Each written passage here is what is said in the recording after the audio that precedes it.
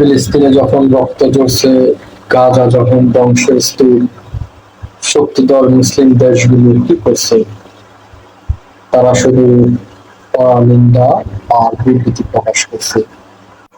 সম্প্রতি আল আকসায় ইসরায়েলি মন্ত্রী বেন গভীর উগ্র বসতি স্থাপনকারীদের অভিযানের পর ৮টি শক্তিধর মুসলিম দেশ বিবৃতি জারি করেছে, যেমন জর্ডান, ইন্দোনেশিয়া, পাকিস্তান, মিশর, কাতার, সৌদি আরব সহ মোট ৮টি দেশ বিবৃতি জারি করেছে। কিসের বিবৃতি? তারা সেই পুরনো চিত্রনাট্য হাজির করল, কড়া নিন্দা, প্রতিবাদ তারা প্রকাশ করল। আমার প্রশ্ন, বিবৃতি দিয়ে কি কখনো দখলদারিত্ব থামানো গিয়েছে?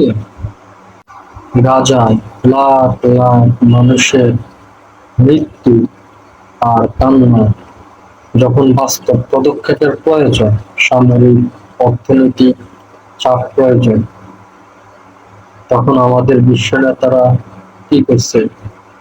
তারা কাগজের পাতায় শুধু শব্দ জড়ো করছে, তীব্র প্রতিবাদ আর নিন্দা।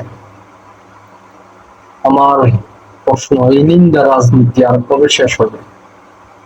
নিন্দা রাজনীতিটা আর কবে শেষ হবে?